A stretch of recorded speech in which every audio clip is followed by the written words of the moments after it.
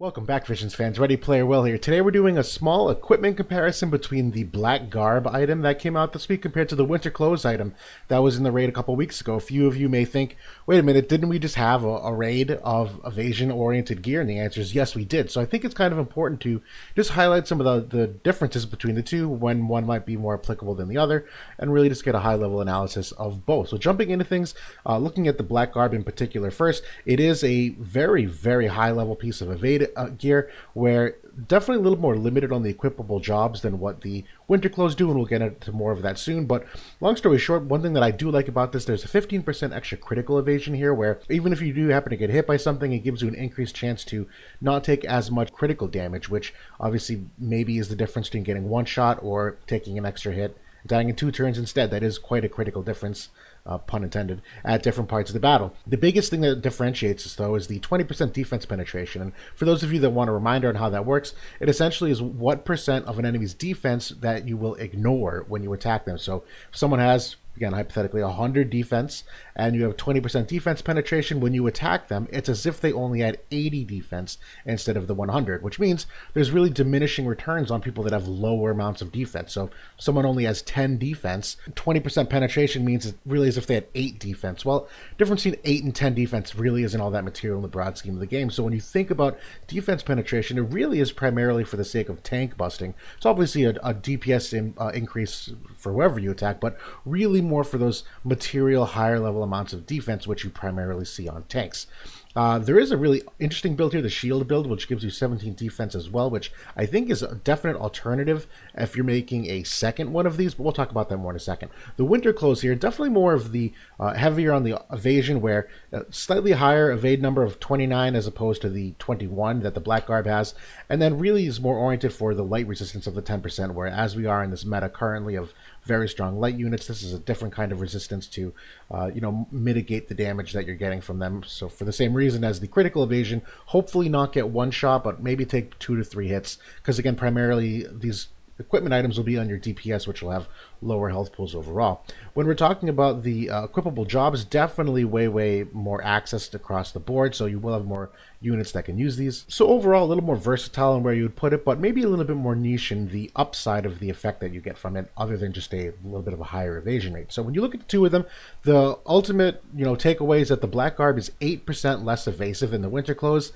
That's honestly not that bad. The more the better in a perfect world. 8% chance extra to evade is not going to break the bank for many of the A tier or S tier evasion characters. Obviously, that becomes more material as you move down. But I think the biggest takeaway is that it also does the critical evasion, big difference, but then more offensively oriented, and that it is a DPS increase for whoever has it, which when you are talking about evasion is something to factor in. The longer a battle goes on, the less benefit evasion units get, because they have more opportunities to get hit, which means that RNG is going to run out on you eventually, and they're going to get hit no matter what their evasion is to some extent.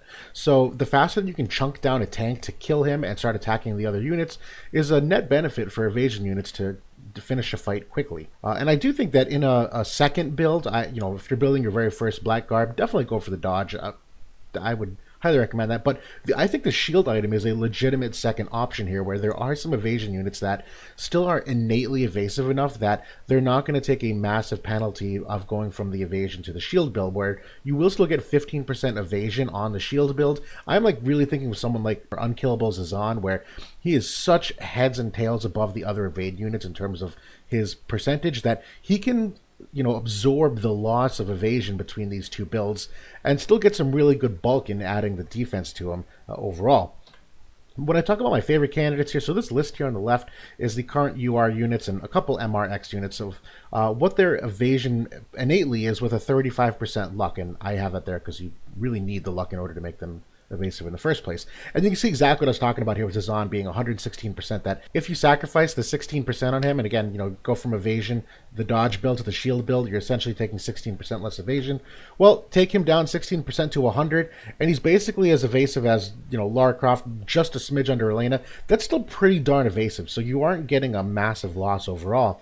But the units that are in gray here are the ones that can equip the Black Garb. There are a few units here that kind of got the short end of the stick. I'm thinking Lara Croft and Prompto in particular, where they can't equip this, and this is definitely something that they want as missile units to be able to do more damage, but unfortunately didn't draw the luck there. Zazali Unkillable is one of my favorites for this reason, where he can hit up to 100% defense penetration with his triple hit ability. So he can have a passive that has 40.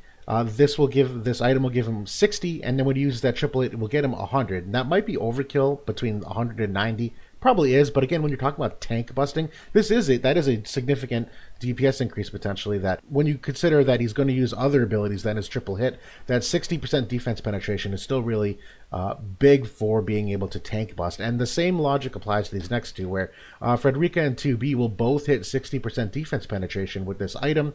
I like Halloween Fred in particular because the engine blade will also give her 20% slash resistance penetration, so pretty big DPS increase for when you have both going against someone who's very, defense oriented and slash oriented. But the two of them definitely going to be more impactful when taking down someone like Engelbert, who is the person who I'm primarily thinking about when I put this equipment on. I do think Lastwell is another one where he similarly can get the 60% that they can, but he can get up to 80% when he uses air to the blade buff ahead of time, which is a extra 20% defense penetration. Like, this is no joke. 80% defense penetration on someone like Lastwell is bigger than you might think, and you don't see him very often, but definitely a buff for him when you put this piece of equipment on him. And then finally, someone like Farm, she has no defense penetration, but she's got a ton of really good abilities. She just kind of tickles tanks overall, though, where she has a defense and spirit break, but overall just doesn't do that much damage. Venera's kind of in that same boat, too, where you could probably lump her in there for the same reason, where they don't have any defense penetration.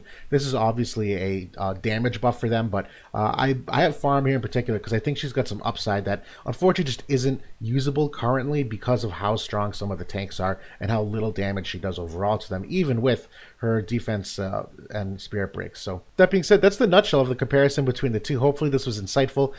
Good luck grinding for it. I do think you should have at least one of them because there's a time and place where this is going to be useful. We're not always going to be in a spirit dominated meta in terms of what you're trying to gear people for, and as the game evolves, you're going to want to have this in your kit going forward in the future. So thanks for watching. Hopefully you learned something, and I'll talk to you all soon.